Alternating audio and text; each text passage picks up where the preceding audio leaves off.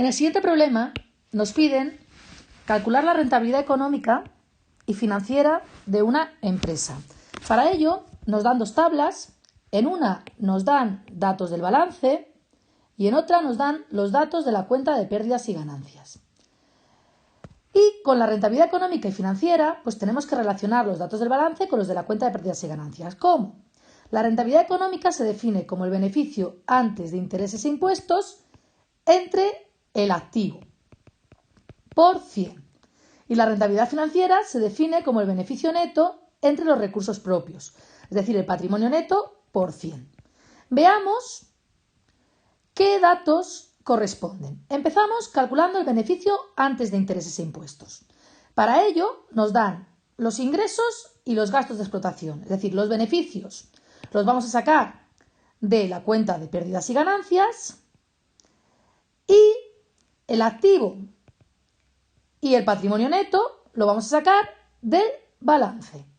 Empezamos, pues. El beneficio antes de intereses e impuestos, como hemos comentado, se calcula como la diferencia entre los ingresos y los gastos, por lo cual nos queda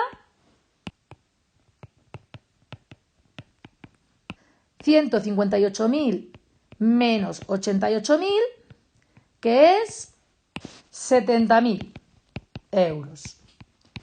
Bien, una vez que tengo el beneficio antes de intereses e impuestos, vamos a calcular el activo. El activo es una cuenta del balance, es decir, lo vamos a sacar del balance. Y es la suma del activo no corriente más el activo corriente, es decir, la suma de 125.000 más 75.000, que es 200.000. Por lo cual, el activo era la suma de 175.000 más 25.000, que da 200.000. Con estos datos ya podemos calcular la rentabilidad económica.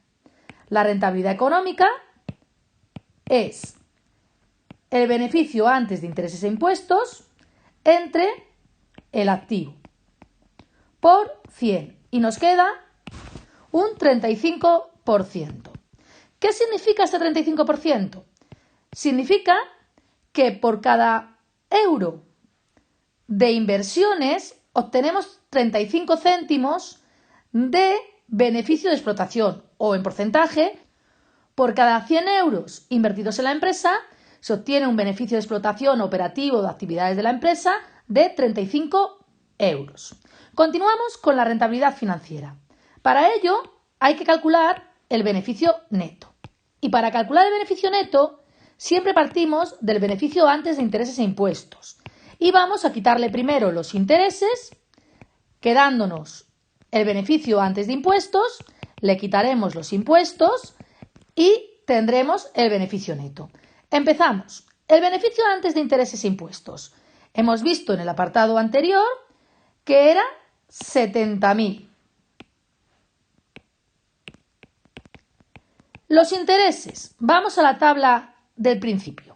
En esta tabla nos dice que los intereses ya están calculados, son 3.500.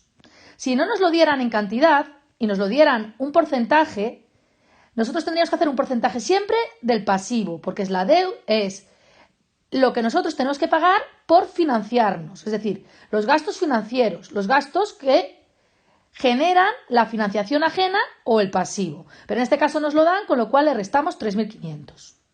Los intereses, como hemos dicho, son 3.500, con lo que el beneficio antes de impuestos nos quedan 70.000 menos 3.500, que es 66.500.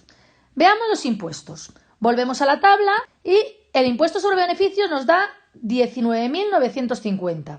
Si nos diera un porcentaje, un tipo impositivo, se calcularía sobre el beneficio antes de impuestos. Pero como nos da 19.950, que es una cantidad, se la restamos directamente.